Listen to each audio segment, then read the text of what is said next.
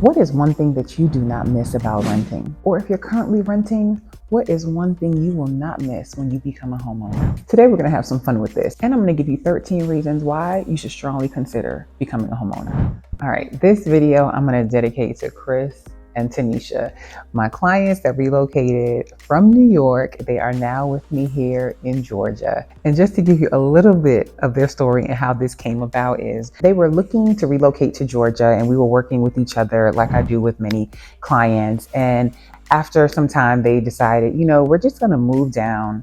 We'll rent an apartment, and then we'll decide once we get situated. Well, that's what they ended up doing. And it did not take long before I got that call that said, hey, we can't do this. This apartment living, we can't do this. We need to get a house. So that is what they did. They have since moved in that house. They have made that house a home. It is absolutely beautiful. They love it. They're happy. But having conversations with them about that apartment living for the few months that they were there brought back memories to my days of renting. And when I tell you, I do not miss it. While I will not sugarcoat it and say that being a homeowner is so easy, you just close on the house and everything is smooth sailing and easy forever and ever. No. Homeownership comes with work. It's a responsibility. I don't like pulling weeds. Pulling weeds from the front of the yard, that's one thing I could do without. However, I would not trade it for the world because it's my weeds to pull. So today's video, we're going to kind of reminisce. I'm going to go down memory lane on some things that I could not stand about renting, some things that Chris and Tanisha share with me why they couldn't stand living in the nice, what some would consider luxury apartment. And that's a whole other thing. Like in Georgia and Atlanta, they are quick to throw luxury in front of an apartment. And yeah, it's not giving what you think it's going to give. But I also want you to chime in, share your experiences down below, whether you used to rent and you remember these things, or you're renting now and you're like, listen, I cannot wait till the day I am able to buy a home so I won't ever have to deal with this again. And from this list, if you're in the latter, I hope you're like, you know what, let me get real serious about buying a home this year, because this year will be the year that I become a homeowner. All right, the first thing that I do not miss about living in an apartment are loud neighbors.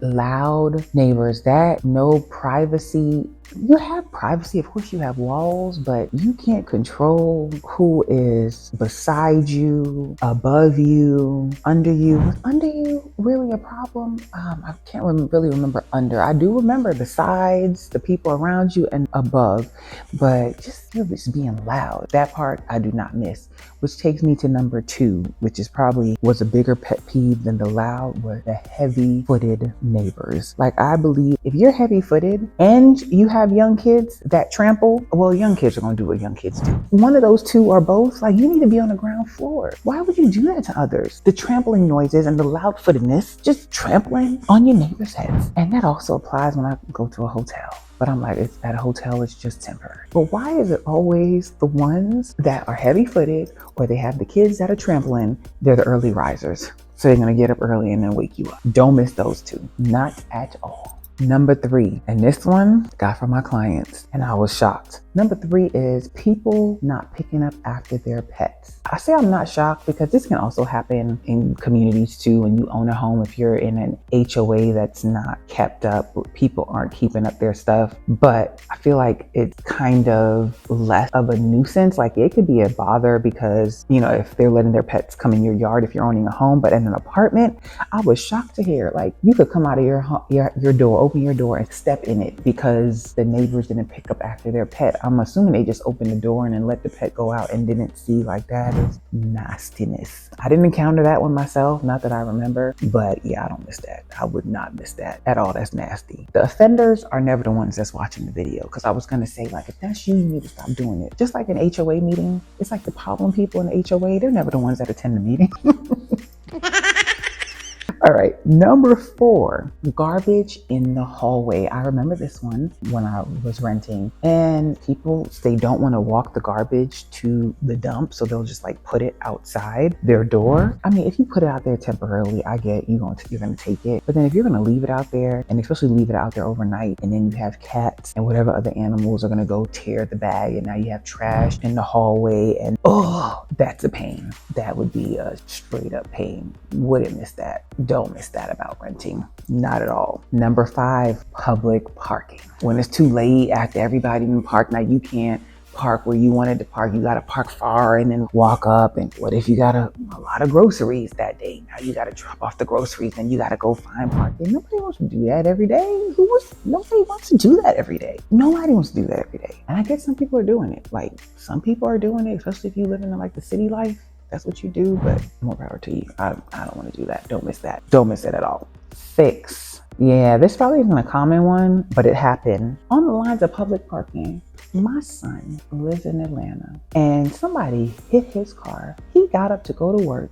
A hit and run in the parking lot. They done hit my baby's car and then just went about their business. But that's one of the dangers that goes along with public parking. So I don't miss that because it would be a very slim chance that happened if you owned a home. But it's common when you out here public parking.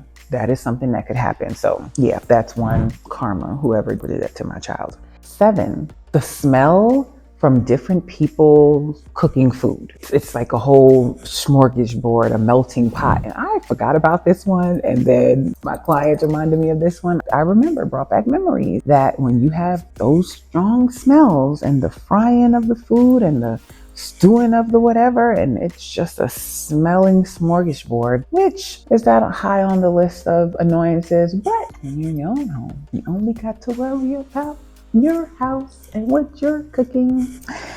Next up, number 8. This one's a serious one. And I actually saw a video about this, and if I can find it, I will insert it here. But this one is someone always has access to your apartment. And you would hope that you live in a stand-up community, and you would hope that would never happen. But the video I saw, maintenance and like the lady that works at the front were coming in, and the lady that lived there, she was like, listen, I'm getting dressed. I'm not comfortable. And they were like, well, it's only gonna be 5 minutes. And they're going back and forth with her. And she's like, I just need 5 minutes. And finally the maintenance guy was like, all right, so you want us to come back in 5 minutes? She was like, yes, that's what I've been telling y'all. But why she gotta go through that? Like, this is her place. Like, that's not how, you shouldn't just have free will to enter somebody's house like that. So I wouldn't miss that. That has never been an encounter, but if you think about it, they always have access. They always have a key to get into your place when you're renting. I also saw another video where I guess the girl was moving out, and shady person that worked at the front desk went in there, and she was like, you stole all my stuff. Like, she was going off. She said they came in her apartment and stole her stuff because I guess they knew she was in the process of moving out, just whatever. Someone always has access to your place. You don't have to worry about that when you own your own home. Number 9, sucky maintenance. So I have heard people say like a benefit why they don't want to own a home is they don't want to have to fix anything, and when anything goes wrong, they just call maintenance and they'll come. That's like very minimal, like somebody's coming. I feel like the trade-off there is very tiny, but I say sucky maintenance because I've heard of countless stories where there's issues and maintenance is coming and putting a Band-Aid on it. Like there's mold in the bathroom and it's a reoccurring issue, and you have to keep calling maintenance, and they're not maintenance. They're just doing their job. They just doing the service call so they get management off their back, but they're not really fixing it how it needs to be fixed. So that then the clients that move,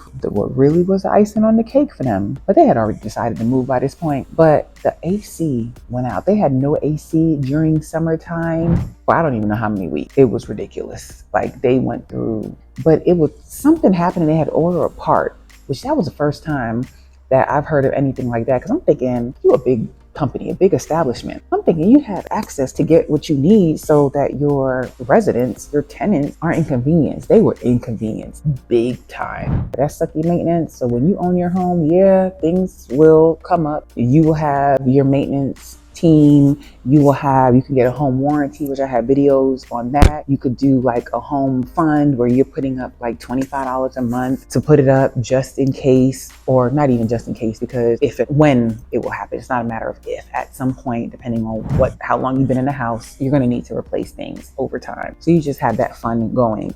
And then also, if you're buying a new home, it comes with, that first year warranty on everything. Then you have your 2 years on your electrical, your plumbing, and then you have your structural. So you want more information on that, schedule with me. I am your new home expert. And you can also check new homes right here at ganewhome.com. Next up, number 10, decorating restrictions.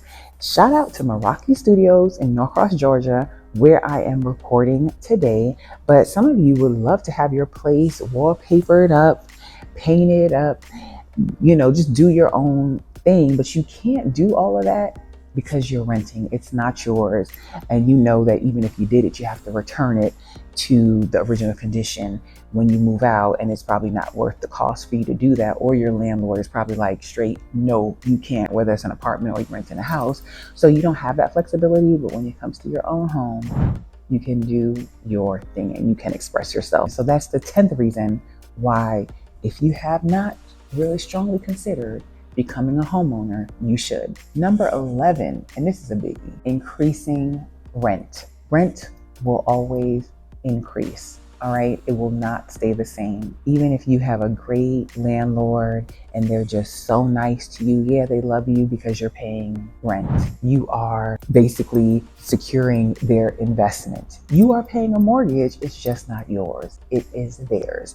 And that's another thing that I do not miss with renting, is that my rent would increase and I'm staying in the same place. Granted, you guys may call it out. I'll go ahead and say it. Your mortgage can increase based on your property taxes and your insurance going up. So I'm going to give you the good and I'm going to give you the bad and I'm going to give you the ugly. But I still say I'd rather be on the side of homeownership because at least I'm building equity in that house. And if you want more on that, check out some other videos on my channel. And if you don't even get what I mean by building equity and how owning a home can be an investment, check out some other videos. Schedule time to talk with me. Next up, number 12 happened to be you're not building equity, which I've already touched on. It has been a blessing to work with so many people that have just realized the dream of home ownership.